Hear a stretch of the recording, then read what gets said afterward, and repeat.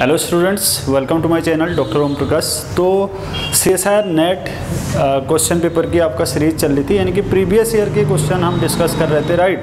तो यानी कि आप ही लोगों की रिक्वेस्ट में मैंने क्वेश्चन सीरीज स्टार्ट की थी। अदरवाइज मैं आपको लेक्चर वाइज पढ़ा रहा था, यानी कि टॉपिक वाइज आपको questions and topic wise NMR को कवर कर रहा था। But exam point of view से मैंने क्वेश्चंस पहले कराना उचित समझा, और बहुत सारे बच्चों की आपका क्वेरीज थी, ठीक है, कि पहले आप क्वेश्चन करा दीजिए, उसके अकॉर्डिंगली आपका हम प्रिपरेशन करेंगे। क्योंकि वो कंटेंट यानी कि जो आपका लेक्चर वाइज अगर मैं वैसे कराता टॉपिक वाइज तो वो ज़्यादा टाइम टेकिंग हो रहा था, राइट। तो उसको मैं कराऊंगा बाद में, बट अभी एग्ज़ाम ओरिएंटेड क्वेश्चन को कवर कर रहे हैं, राइट। तो स्टार्ट करते हैं। CSIR नेट जून 2014 में क्वेश्चन आया हुआ था कि an organic compounds exhibit the following spectral data. एक कोई ऑर्गेनिक कंपाउंड्स है, ये जो आपके चार ऑप्शन बने हुए हैं, ठीक है। स्पेक्ट्रल डेटा आपको दे रखा है यहाँ पर आपका IR यानी कि इंफ्रारेड। आप जैसा जानते हैं कि इंफ्रारेड में वाइब्रेशनल स्पेक्ट्रोस्कोपी कहते हैं, यानी कि स्ट्रेचिंग फ्रीक्वेंसी आपको गिवन होगी, ठीक है। तो 2210 दे रखा है, 1724 सेंटीमीटर इनवर्स है, और 1H NMR का ये कुछ इंपॉर्टेंट। अब देखो IR तो आपकी बहुत सारी स्ट्रेचिंग फ्रीक्वेंसी होती है, बहुत सारी पीक्स यहाँ पर आ सकती है किसी भी पर्टिकुलर कंपाउंड के लिए, क्योंकि हर बॉन्ड आपका एक पर्टिकुलर फ्रीक्वेंसी दिखाता है, ठीक है। क्योंकि एक पर्टिकुलर बॉन्ड की आपका अपनी एक जो फ्रीक्वेंसी होगी वो डिफरेंट होगी, राइट। तो यहाँ पर क्या आपका इम्पोर्टेंट आपका जिससे ज़्यादा इन्फॉर्मेशन मिली वही आपका यहाँ पर स्पेक्ट्रल डेटा दे रखा है IR का, स्ट्रेचिंग फ्रीक्वेंसी दे रखा है। एक तो आपका 2210 है, दूसरा आपका 1724 सेंटीमीटर इनवर्स है, राइट। और फिर आपका 1H NMR का डेटा, यहाँ पर देखो डेल्टा की वैल्यू दे रखी है। डेल्टा यहाँ पर क्या होता है, केमिकल शिफ्ट होता है, राइट। तो डेल्टा है 1.4, डेल्टा यानी कि केमिकल शिफ्ट की वैल्यू 1.4 है। T फॉर यहाँ पर आपका ट्रिपलेट होता है। J फॉर यहाँ पर कपलिंग कांस्टेंट होता है, कपलिंग कांस्टेंट की वैल्यू है, coupling constant represented by J, ठीक है। तो J की वैल्यू आपका 7.1 हर्ट्ज है, ठीक है। जो हम केमिकल शिफ्ट की यूनिट लेते हैं एक्चुअली PPM में लेते हैं, और कपलिंग कांस्टेंट आपका हर्ट्ज में। तो अगर मैं इतने को देखूं तो डेल्टा की वैल्यू 1.4 है।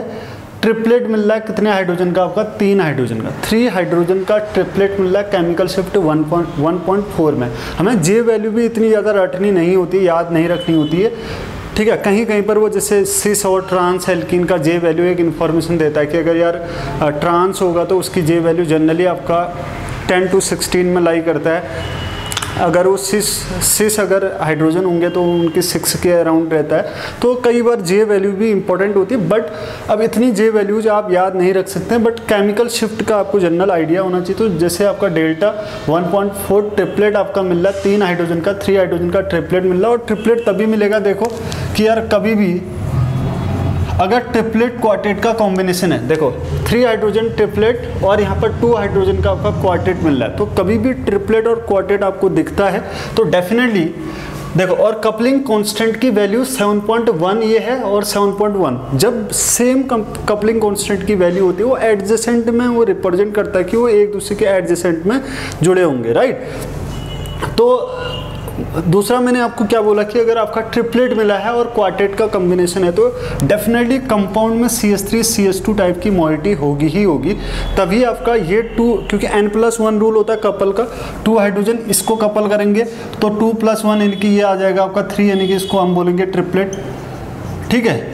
और 3+1 यानी कि इसके लिए आपका आएगा 4, यानी कि इसकी जो मल्टीप्लिसिटी होगी वो होगी आपका क्वार्टेट, यानी कि इसको हम 4 नहीं बोलेंगे, क्वार्टेट बोलेंगे NMR की टर्मिनोलॉजी में, राइट। तो यानी कि मैंने आपको बोला कि कभी भी आपका ट्रिपलेट और क्वार्टेट का कॉम्बिनेशन आपको दिखता है, जे वैल्यू आपका सेम होगी, ठीक है। तो वो इस टाइप की मोइटी को रिप्रेजेंट करेगा। अब देखो अगर मैं कंपाउंड में देखता हूँ, क्या यहाँ पर आपका इस टाइप का है, CH3 CH2 है, इसमें CH3 CH2 नहीं दिख रहा आपको।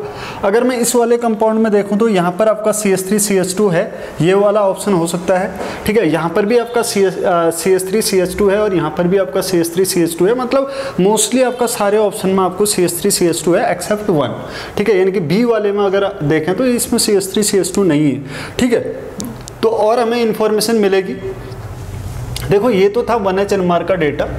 अब आपको दे रखा है C13 NMR का डेटा। C13 NMR का डेटा क्या रिप्रेजेंट कर रहा है, देखो कि यार कितने C13 में केमिकल शिफ्ट की वैल्यू है, कितने पीक आ रही C13 की, 1 2 3 4 5 6 7, ठीक है 7 आपके C13 की पीक है, ठीक कितनी आपका 7, 1 2 3 4 5 6 7। इससे भी एक इंपॉर्टेंट इन्फॉर्मेशन मिल सकती है यार, कितने टाइप के आपके नॉन इक्विवेलेंट आपके कार्बन है। देखो अगर मैं किसी एक पर्टिकुलर कंपाउंड्स को देखता हूँ, जैसे आपका मान लो आपका C कंपाउंड है, ठीक है, अगर मैं C कंपाउंड को फोकस करता हूँ तो कितने टाइप के C13 पीक मिलेंगे, देखो 1 2 3, ठीक है। चलो मैं यहाँ से स्टार्ट करता हूँ। CN का मतलब है आपका C ट्रिपल बॉन्ड N, यानी कि एक तो ये कार्बन अलग सा है 1, और एक यहाँ पर ये 1 हो गया, ये 2 हो गया, 1 2, ये 3, ये भी 3, ठीक है, ये 4, ये भी 4, ये आपका 5, ये वाला कार्बन आपका 6, ठीक है, ये आपका 1 है, ये आपका 2 है, ये 3 3 है, ये 4 4 है, ये 5 है, ये 6 है, और ये आपका 7 है, ये आपका 8 है। यहाँ पर कितनी आ रही, 1 2 3 4 5 6 7, ठीक है, कहीं कुछ मिस्टेक हो सकता है मेरे ख्याल से, 1 2, ठीक है, ये आपका 3 है, ये आपका 4 है, ये आपका 5 है, ये 6 है, 7 है, 8 है। एक बार चेक कर लेता हूँ कंपाउंड में कहीं कुछ मिस्टेक तो नहीं है। 1 2 3 4 5 6 7, 1 2 3 4 5 6 7, हाँ उसने देखो ये जो आपका C ट्रिपल बॉन्ड N का है, इस पीक को उन्होंने काउंट नहीं किया होगा, ठीक है, इसलिए हम क्या कर रहे हैं आपका, देखो इसको 1 मान रहे हैं, अगर मैं इसको 1 मानता हूँ 1, ठीक है, 2, और ये आपका 3, ठीक है, ये आपका 4, ये आपका 5, ये आपका 6 एंड ये आपका 7, ठीक है। इस तरीके का आपको डेटा दे रखा है, देखो 16 है, 62 है, 118 है, 119 है, 125 है, 127 है, 168 है, अगर CN को छोड़ देता हूँ तब, राइट। तो देखो क्योंकि और जगह आपका ओनली C13 आपका 7 मिल रहा है, ठीक है, और भी बहुत सारे आपका जो डेटा दिए हैं, सारे डेटा को हम अप्लाई करेंगे। देखो सबसे पहले मैं अगर IR में जाता हूँ, ठीक है, IR में अगर मैं जाता हूँ, IR की जो वैल्यू है 2210 यानी कि 2200 के अप्रोक्स आपका हमेशा याद रखना C ट्रिपल बॉन्ड C की आपका लगभग आपका 2200 सेंटीमीटर इनवर्स स्ट्रेचिंग फ्रीक्वेंसी होती है, ठीक है। तो देखो यहाँ पर आपको दिख रहा है, आप चारों ऑप्शन देखोगे, चारों ऑप्शन में अगर देखें तो C ट्रिपल बॉन्ड N है, इसमें भी C ट्रिपल बॉन्ड N है, यहाँ पर भी C ट्रिपल बॉन्ड N है, और यहाँ पर भी आपका C ट्रिपल बॉन्ड N है, ठीक है, और यहाँ पर नहीं है। तो भैया देखो 2210 एक बहुत अच्छी शार्प पीक मिलती है C ट्रिपल बॉन्ड C में, ठीक है, या C ट्रिपल बॉन्ड N, जो भी आपका C ट्रिपल बॉन्ड C होगा या C ट्रिपल बॉन्ड N होगा, इसकी जो स्ट्रेचिंग फ्रीक्वेंसी होती है लगभग अप्रॉक्सीमेटली आपका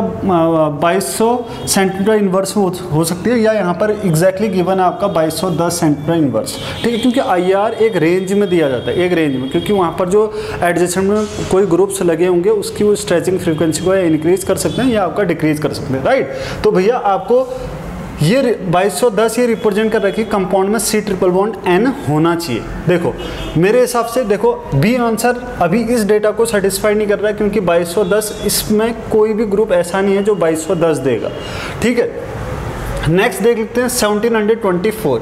देखो 1724 ये कार्बोनिल की स्ट्रेचिंग फ्रीक्वेंसी होती है, कार्बोनिल की स्ट्रेचिंग फ्रीक्वेंसी। अब देखो सारे कंपाउंड में कार्बोनिल है, फिर C डबल बॉन्ड O, ठीक है। अगर मैं देखता हूँ C डबल बॉन्ड O की 1724 है, ठीक, तो यहाँ पर भी आपका C डबल बॉन्ड O है, यहाँ पर भी C डबल बॉन्ड O है, और यहाँ पर भी आपका C डबल बॉन्ड O है। तो लगभग देखो 1700 अगर 15 के आसपास होता तो प्योरली कीटोन होता, ठीक है, लेकिन यहाँ पर थोड़ा सा इंक्रीज करके है 1724, तो ये हो सकता है। देखो यहाँ पर क्योंकि ये जो रेजोनेंस है ये ऊपर को रेजोनेंस जाएगा तो इस CO के बॉन्ड को वीकर करेगा। अगर जितना वीकर बॉन्ड होता है उतना स्ट्रेचिंग फ्रीक्वेंसी आपका कम हो जाएगी। अगर जितना ज़्यादा स्ट्रॉन्गर बॉन्ड होगा उतनी ज़्यादा स्ट्रेचिंग फ्रीक्वेंसी होती है, जितना वीकर बॉन्ड होगा स्ट्रेचिंग फ्रीक्वेंसी उतनी डिक्रीज करते रहेगी। तो यहाँ पर ये वाला CO जो जनरली तो एस्टर की जो स्ट्रेचिंग फ्रीक्वेंसी होती है 1735 के आसपास होती है या उससे ऊपर भी हो सकती है, बट ये जो ग्रुप है बेंजीन में जो C डबल बॉन्ड C है ये आपका CO की तरफ मूव करेगा, ठीक है। इसको हम क्या भी कह सकते हैं -M एक तरीके से, ठीक है, what is -m movements of electron to away from the conjugation. Conjugated system से आपका इलेक्ट्रॉन का मूवमेंट कहाँ हो रहा है, अवे हो रहा है, या CO की तरफ हो रहा है, या मोर इलेक्ट्रोनेगेटिव एटम की तरफ होता है, उसको बोलते हैं आपका -m। तो यहाँ पर CO का -m लगेगा, तो इस तरीके से आपका इधर को मूव करेगा, जिसकी वजह से ये स्लाइटली डिक्रीज कर सकता है, यानी कि प्रोबेबिलिटी है कि ये वाला एस्टर होना चाहिए। अब हम और डेटा मैच कर रहे हैं, ठीक है। देखो 1.4 ट्रिपलेट मिल रहा है, यहाँ पर 1.4 ट्रिपलेट 3 हाइड्रोजन का, ये जो CH3 है इसका 1.4 होगा, ट्रिपलेट मिलेगा इससे, ठीक। और यहाँ पर 2 हाइड्रोजन है, 2 हाइड्रोजन के देखो, 2 हाइड्रोजन का 4.4 में, यानी कि O के एडजेसेंट। एक चीज़ और याद रखनी है आपको, देखो C double bond O OCH2CH3, इसका तो 1.4 था। O से एस्टर के directly C double bond O से जो कनेक्ट CH2 होता है, इसकी स्ट्रेचिंग इसकी जो केमिकल शिफ्ट की वैल्यू होती है वो स्लाइटली ज़्यादा होती है, लगभग 4.0 या 4.4 के आसपास, ठीक है। तो यहाँ पर आपको थोड़ा सा डेटा याद रखना होगा, केमिकल शिफ्ट खासतौर पर CO OCH2 एंड CH3 इस टाइप के ग्रुप का, तो इसके केमिकल शिफ्ट की वैल्यू लगभग 4.4 होती है। और ये क्या दे रहा है आपका 3+1 इनकी क्वार्टेट देगा 2 हाइड्रोजन का, बिल्कुल अभी मैच कर रहा है यहाँ तक। अब देखो आपको जो डेटा दे रखा है, ठीक है, ये तो 2 हाइड्रोजन इतने दे रखे हैं, बाकी इसकी स्ट्रेचिंग फ्रीक्वेंसी दे रखी है, बाकी क्वेश्चन में गिवन नहीं था, क्वेश्चन में बाकी आपका किसके लिए गिवन नहीं था, बेंजीन के हाइड्रोजन आपका गिवन नहीं थे। एक बार देख लेता हूँ अगर गिवन है या नहीं है, हाँ, बाकी आपका कुछ भी डेटा गिवन नहीं था, जिनकी यहाँ पर तो आपका ये वाले हाइड्रोजन भी हैं, ठीक है, ये वाले हाइड्रोजन भी थे, लेकिन इनके लिए कोई भी डेटा आपका गिवन नहीं था। वैसे बेसिकली आपका यहाँ पर दिया जाता है, बट नहीं है, तो आप इतने डेटा को ही सेटिस्फाइड करेंगे। देखो इतना तो आपका सेटिस्फाई हो गया। अब आपका ये जो पीक है C ट्रिपल बॉन्ड N को भी रिप्रेजेंट कर रहा है, यानी कि 2210 सेंटीमीटर इनवर्स है, ठीक है। और 1724 ये वाला एस्टर होगा, क्योंकि इस वाले एस्टर की स्ट्रेचिंग फ्रीक्वेंसी ज़्यादा होगी, 1724 से ज़्यादा होगा, क्योंकि इसके जो लोन पेयर है ना वो यहाँ जा रहे हैं, तो ये CO का बॉन्ड ज़्यादा स्ट्रॉन्ग होगा, यहाँ पर 1724 नहीं होगा, इसलिए आंसर आपका ये नहीं होगा, ये वाला हो सकता है। ऐसे एलिमिनेट करना है आपको। ये वाला तो पहले ही बाहर हो गया था, मैंने आपको बोला कि ट्रिपलेट क्वार्टेट का कॉम्बिनेशन नहीं मिला, तो B आंसर नहीं था। अब D ऑप्शन क्यों नहीं है, D ऑप्शन में भी आपका C डबल बॉन्ड O इस तरीके का है, ठीक है, ये आपका C double bond O CN, यहाँ पर भी परफेक्टली ट्रिपल बॉन्ड नहीं होगा, ठीक है। तो ये भी आपका 2210 सेंटीमीटर इनवर्स में लाई नहीं करेगा, ठीक है, जिसकी वजह से, और 1724 भी इसमें नहीं आएगा, तो राइट ऑप्शन आपका C आंसर होगा। तो इस तरीके से आपको ऑप्शन को एलिमिनेट करना है।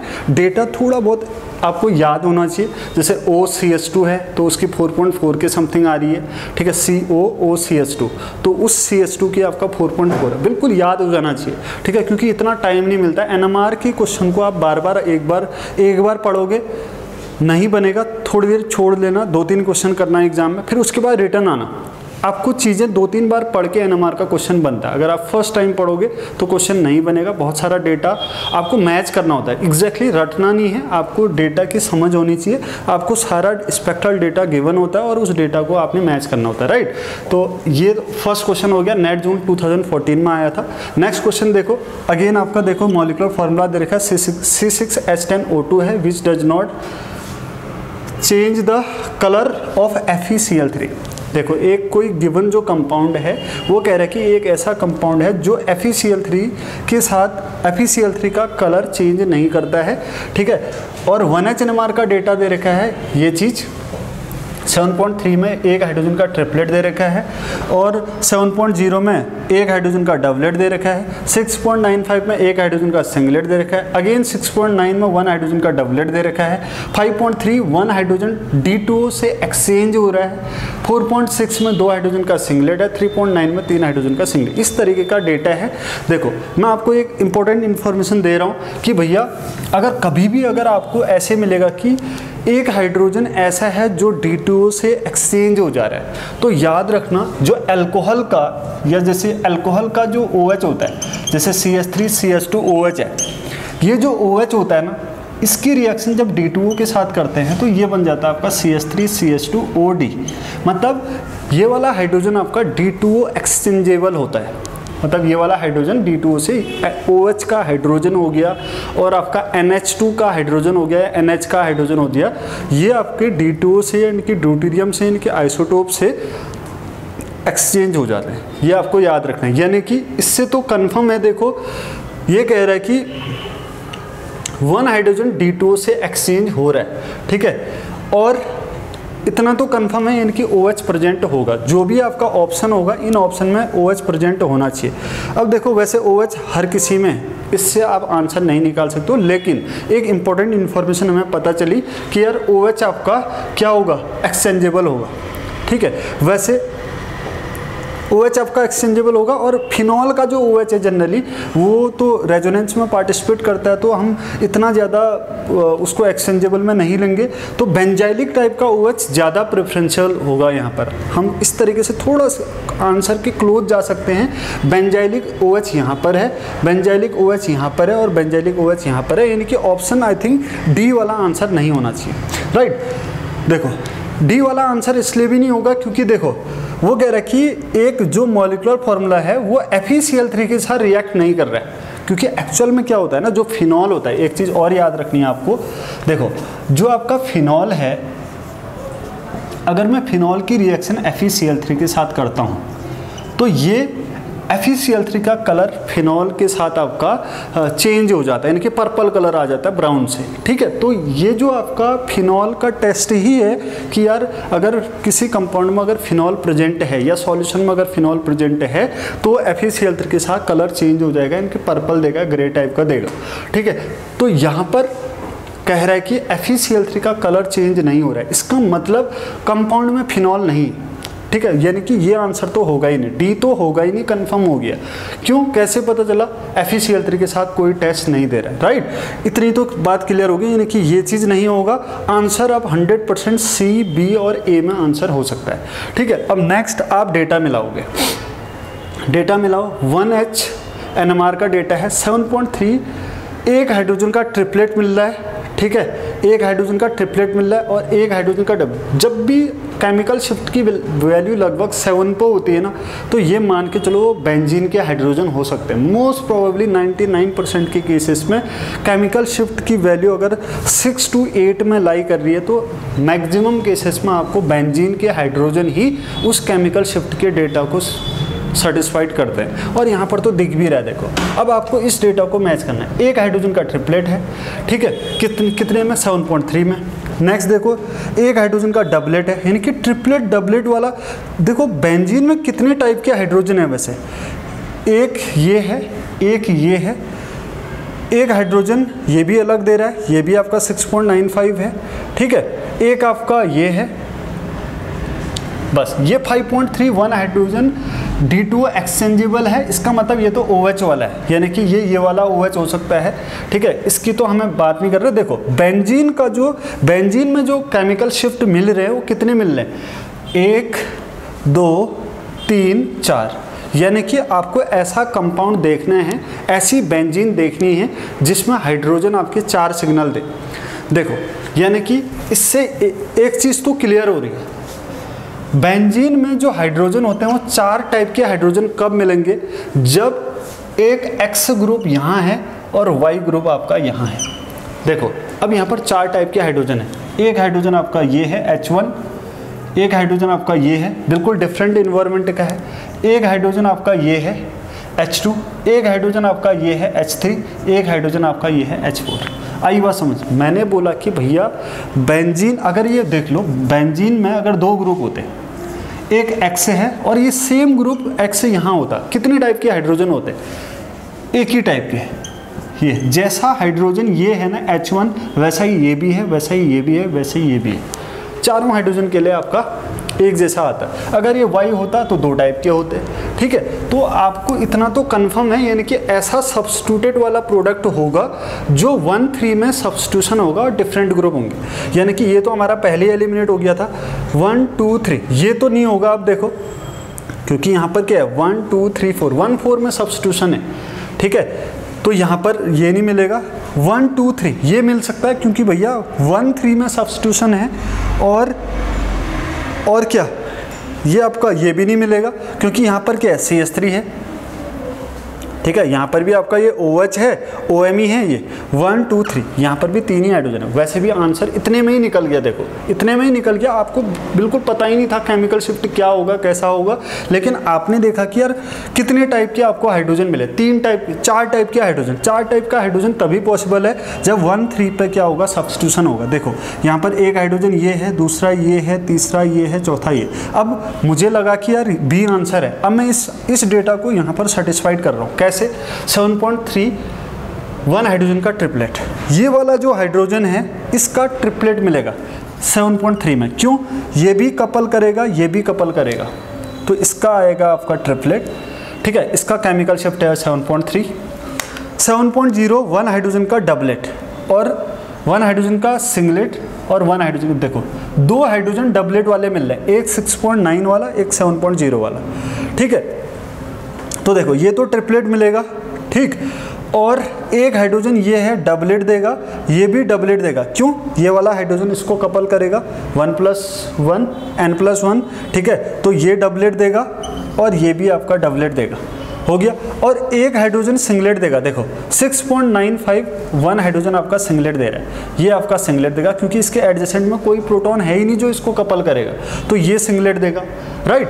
तो यानी कि ये इसका 6.95 होगा, सिंगलेट देगा, ठीक है। और ये वाला CH2 के पास है, ठीक है। इसका जो केमिकल शिफ्ट होगा वो लगभग 6.9 के आसपास होगा। इसका और इसका केमिकल शिफ्ट बहुत स्लाइडली डिफर करेगा, लगभग इसका 6.9, इसका 7.0, ठीक है। यहाँ पर -I है तो थोड़ा सा स्लाइटली आपका इसका ज़्यादा हो जाएगा, इसका थोड़ा कम होगा। तो ओवरऑल क्या है, ये सारे डेटा को सेटिस्फाइड कर रहा। हाँ, D2O एक्सचेंज, ये वाला जो OH है 4.6, अल्कोहल के OH की केमिकल शिफ्ट की वैल्यू लगभग 4.6 होती है, और ये OH OD में कन्वर्ट हो जाएगा।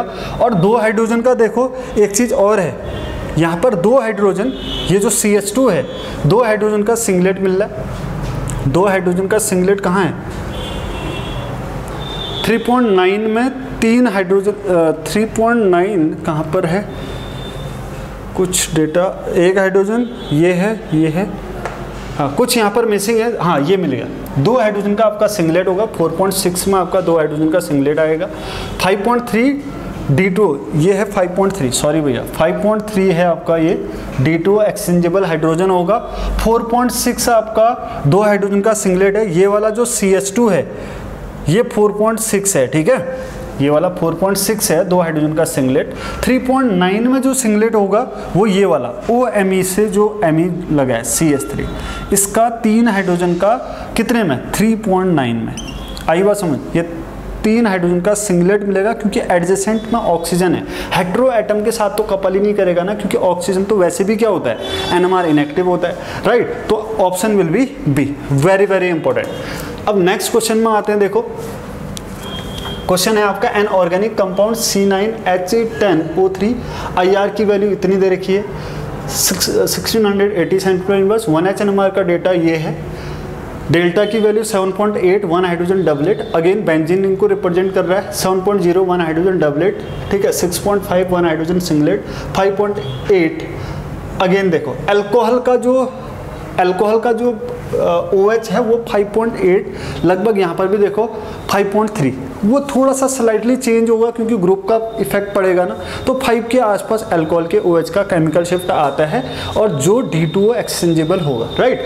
अब देखो 5.8 1 हाइड्रोजन आपका D2O एक्सचेंजेबल होगा, 3.9 आपका 3 हाइड्रोजन सिंगलेट, 2.3 3 हाइड्रोजन का सिंगलेट, राइट। अब देखो भैया 3400 cm/इनवर्स, आपको मैं बता दूं जो OH होता है ना, OH की जो पीक होती है, यहाँ पर दिखा रहा हूँ देखो, OH का IR स्ट्रेचिंग फ्रीक्वेंसी की जो वैल्यू है वो लगभग, अगर फ्री OH की बात करता हूँ तो 3600 cm/इनवर्स होता है, ठीक है।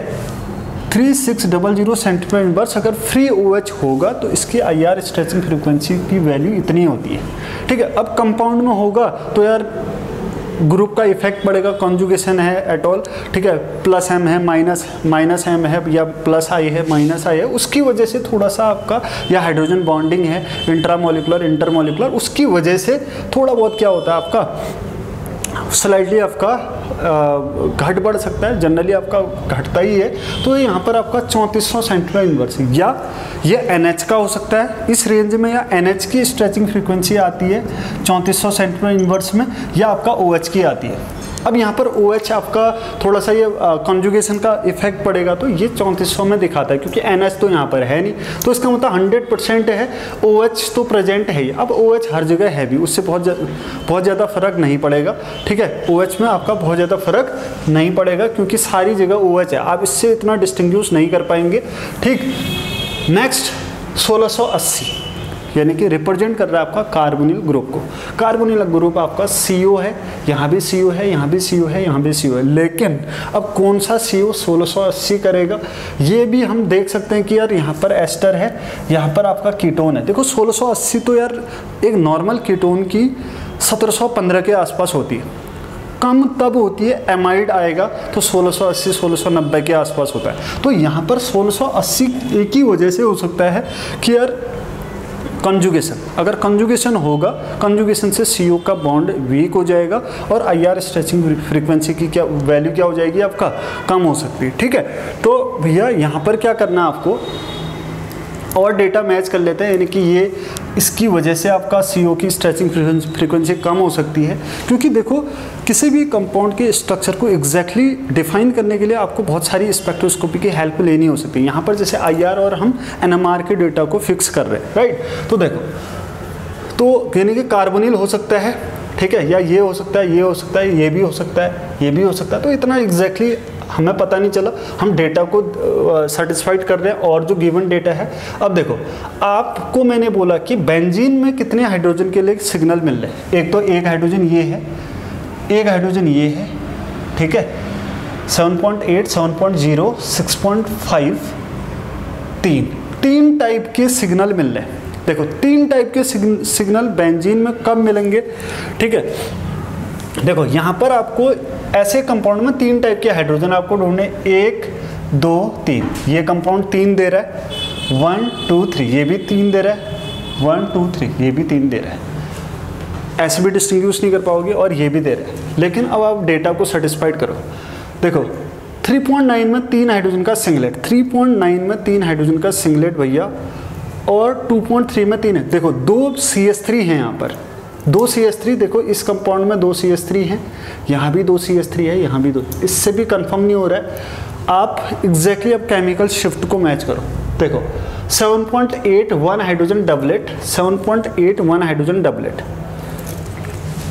एक मान लो मैं इसमें सेटिस्फाइड कर रहा हूँ 7.8, यानी कि केमिकल शिफ्ट की वैल्यू बढ़ रही है, तो ये 7.8 CO के एडजेसेंट में अगर मैं मानता हूँ तो ये 7.8 होगा, और इसका डबलेट आएगा, ये भी डबलेट होगा, OH के एडजेसेंट में है, तो एक हाइड्रोजन और डबलेट लगभग 7.0 में, ये आपका 7.0 हो सकता है, ठीक है, और ये भी डबलेट देगा, राइट। और एक हाइड्रोजन आपका ये है, ये आपका सिंगलेट होगा, 6.5 क्यों है, क्योंकि यहाँ से OH इलेक्ट्रॉन देगा, यहाँ से भी देगा, तो ये आपका लगभग स्लाइडली 6.5 हो जाएगा, ठीक है, डेटा को सेटिस्फाइड कर रहा है। अब जो COOMe है, ये इलेक्ट्रॉन, क्योंकि बेंजीन रिंग बहुत ज़्यादा इलेक्ट्रॉन रिच होगी, तो बेंजीन रिंग ज़्यादा इलेक्ट्रॉन रिच होगी, तो ये जो CO की स्ट्रेचिंग फ्रीक्वेंसी है ना, ये डिक्रीज कर जाएगी, इसलिए यहाँ पर 1680 दिया था, ठीक है। तो ये आपका OH है, OH की वजह से यहाँ पर क्या है कि आपका 3400 सेंटीमीटर इनवर्स आया, और CO की वजह से आपका 1680 सेंटीमीटर स्लाइटली लो है। लो इसलिए है क्योंकि बेंजीन रिंग इलेक्ट्रॉन रिच है, जिसकी वजह से इसकी स्ट्रेचिंग फ्रीक्वेंसी आपका डिक्रीज हो रही है। तो answer will be most appropriate answer आपका यहाँ पर डी है, हालांकि और भी आंसर थोड़ा क्लोज थे, बट आंसर आपका डी, राइट। नेक्स्ट आपका एन ऑर्गेनिक कंपाउंड, तो नेक्स्ट आपका an organic compound having the molecular formula C10H14 exhibited 2 singlets in 1H NMR and 3 singlets in C13 NMR spectrum the compound is, ठीक है। Net दिसंबर 2013 का question है। देखो organic compound है जिसका मॉलिक्यूलर फार्मूला C10H14 है, 2 सिंगलेट्स मिल रहे हैं, ठीक है, इन 1H NMR में एंड 3 सिंगलेट्स मिल रहे, सिग्नल्स मिल रहे हैं आपका C13 NMR स्पेक्ट्रम। सॉरी, ठीक है। द कंपाउंड इज, कौन सा कंपाउंड इसको सेटिस्फाइड करेगा। देखो अब आपको देखना है कि यार 1H NMR में 2 ही सिग्नल मिल रहे हैं, यानी कि 1H NMR है तो कंपाउंड में प्रोटॉन होना चाहिए। तो प्रोटॉन देखो आपको C13 नहीं देखना है यहाँ पर, पहले तो आपको दोनों डेटा सेटिस्फाइड करने हैं ना। अगर मैं फर्स्ट वाले कंपाउंड को बनाता हूँ, ऐसा है ये और आपका ये, इसका मतलब CH3 होता है। प्रोटॉन जैसा CH3 ये है वैसा ही ये भी है, तो 1 1, और वैसा ही आपका वैसा ही क्या है, ये भी है फिर, है ना। ऑब्वियसली जैसा ये चारों CH3 एक जैसे हैं, जैसा ये है वैसा ही ये भी है, जैसा ये है वैसा ही ये भी है, ये चारों एक जैसे CH3 हैं। इन चारों CH3 के लिए एक सिग्नल आएगा प्रोटॉन में, प्रोटॉन NMR में, इनकी 3 3 6 12 हाइड्रोजन का एक सिंगलेट मिलेगा। 12 हाइड्रोजन का एक सिंगलेट मिल गया, 12 हाइड्रोजन का एक सिंगलेट मिला, और ये वाला हाइड्रोजन जैसा है वैसा ही ये भी है, तो 2 हाइड्रोजन का एक सिग्नल मिला, एक सिंगलेट मिलेगा। यानी कि प्रोटॉन NMR में इस कंपाउंड के लिए कितने सिग्नल मिल रहे हैं, 2 ही मिल रहे हैं, एक 12 हाइड्रोजन का सिंगलेट और दूसरा आपका 2 हाइड्रोजन का सिंगलेट। और देखो क्वेश्चन में लिखा है 2 सिंगलेट्स, तो पहला ही ऑप्शन सेटिस्फाइड कर रहा है, आपका 2 सिंगलेट मिल रहे हैं, ठीक है, तो ये तो सेटिस्फाइड है। नेक्स्ट 3 सिग्नल इन C13 NMR, 3 signal C13 NMR में कैसे, देखो अगर मैं यहाँ पर देखता हूँ C13 की बात, तो ये एक जैसा है, तो 1 1 1 1। C13 में भैया एक सिग्नल तो इन चारों कार्बन के लिए मिलेगा जो CH3 वाले हैं, दूसरा इसके लिए मिलेगा, और तीसरा जो यहाँ पर कार्बन है, तो भैया ये तो पहला ही ऑप्शन सेटिस्फाइड हो रहा है। देखो 3 सिग्नल्स इन C13 NMR, तो option will B A he answer होगा, क्योंकि यहाँ पर ये वाला अगर कंपाउंड देखें ना तो यहाँ पर इस डेटा को सेटिस्फाइड नहीं कर रहा। देखो CH3 ये आपका 1 है, ठीक है, और ये आपका 2, ये 2, और ये 3 ये अलग से है, ठीक है, तो 3, और ये आपका देखो प्रोटॉन में ही आपके 1 2 3 4 टाइप तो प्रोटॉन NMR ही मिल रहा है यहाँ पर इस कंपाउंड के लिए, तो ये तो वैसे ही एलिमिनेट हो गया। और कार्बन 13 भी आपका 1 2 3 4, ठीक है। देखो अगर कार्बन 13 भी चेक करा देता हूँ मैं आपका, देखो कार्बन 13 की अगर बात करें इस कंपाउंड के लिए, अगर आपसे पूछता है कि इस कंपाउंड में कितने C13 आएंगे, तो 1, ठीक है, 2, ये आपका 3, अब ये 4, ये आपका 5, ये दोनों कार्बन सिमिलर हैं, ये आपका 6 और ये आपका 7, इसके लिए 7 C13 मिलेंगे, 7 C13, राइट। तो इस तरीके से option will B A. Thank you.